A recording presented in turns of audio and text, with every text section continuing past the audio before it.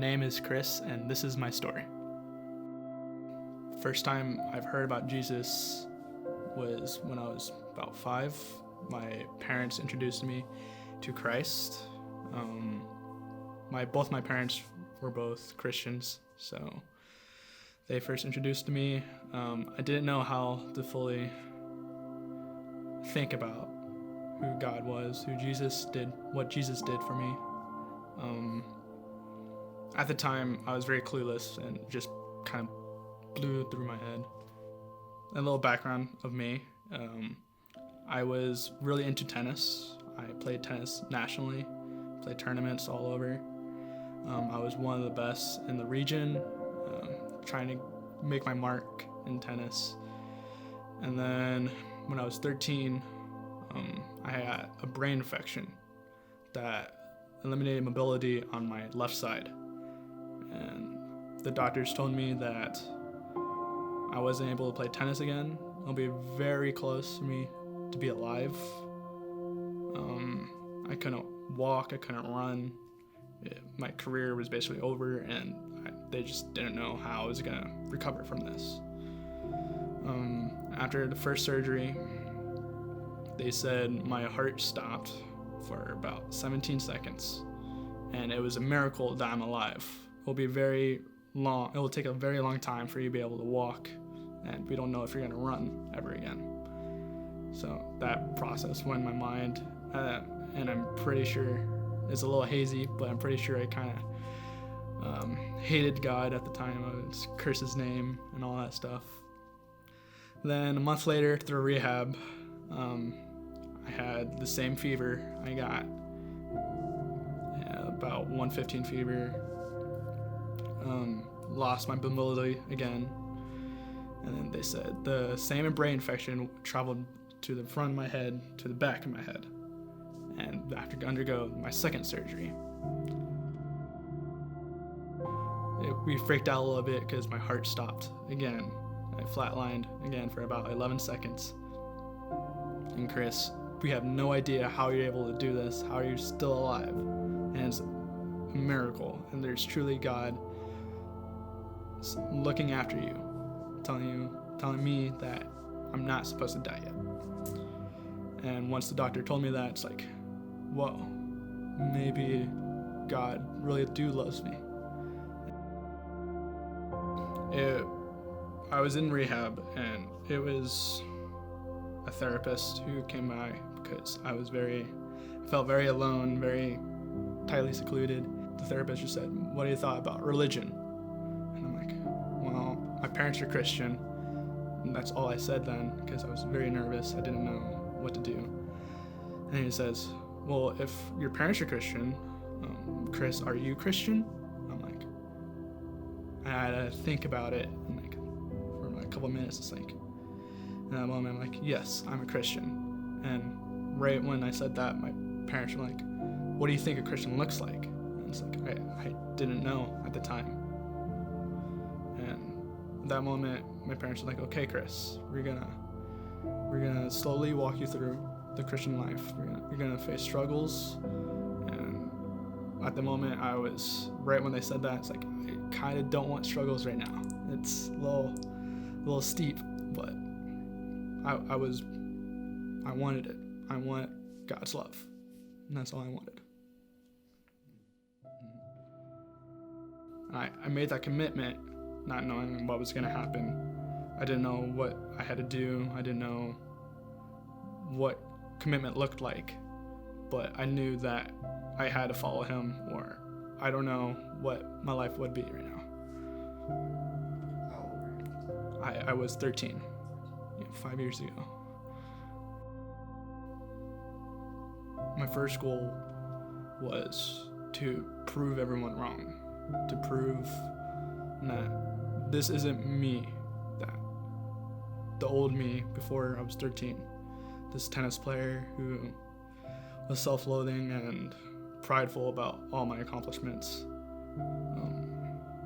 I guess my first step was to be able to walk, to be able to run. So I worked very hard on rehab. I worked very hard. 2 months later, after the second surgery, I was able to run again. I was able to walk. At the time, basketball season was there, 8th grade, and my goal was, hey, I'm gonna get on the court. I'm gonna play for my team.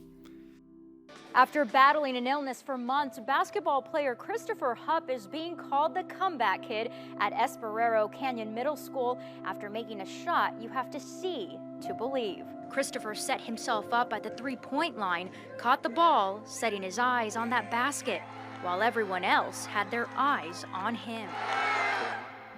I didn't know what that was going to look like, but at the end, I was able to do it, and I proved to my doctors, to my parents, to my friends at the time that, hey, this is a new me.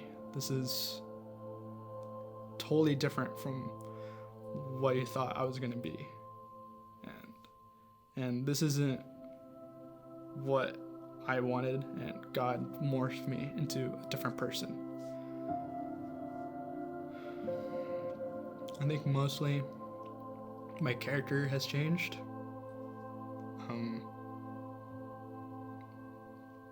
How I react to my problems, and because I still suffer from depression and a little bit of anxiety. And I guess how I face those problems. Before, I didn't know, and I would give up and just keep going.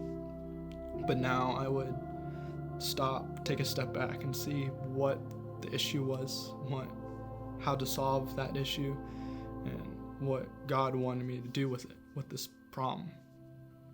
And I think for me as a person, that really made me grow, and that overall gives me more hope and gives me faith in that God is the real deal, and God is the Father of me. That really inspires me to be more than what I want. I think the toughest time for me was my high school career, because it's what I had to recover all throughout high school. And high school is the time where I committed to Christ. I wanted to follow him. And people saw that and they were afraid. They didn't know how to talk to me. And I lost many, many, many friends at the time. And I became very alone. I didn't know who to talk to. At the moment, I didn't talk to my parents about it. And they said, hey, Chris, go to youth group. And I went, and then youth group made me realize there's other Christians out there who are suffering, and I can relate to those people. And youth group has given me friends and an environment where I feel comfortable, and I feel like I'm a part of a group that knows my story and knows that their story, and that we can bond. And mainly the relationships are endless, and I will never forget anyone here, and I will always stay in contact. I just appreciate them. I know that you're going through a rough time right now, especially now. And I want to tell you that I've been through it. But I want to let you know that God is there with you. God is guiding you even though you feel like you're alone. And God wants to know you. Jesus wants to get through with you through this tough time. And he wants to live for him. He wants you to live for him. And if you have that little bit of faith, even very small, just a little bit of faith, he will work through you, and he will make those happy times more happy, more greater than ever that you could ever imagine. but I'm hoping that my message and my story helps you to listen, and not to me, but to God, because God is talking to you right now through this tough time.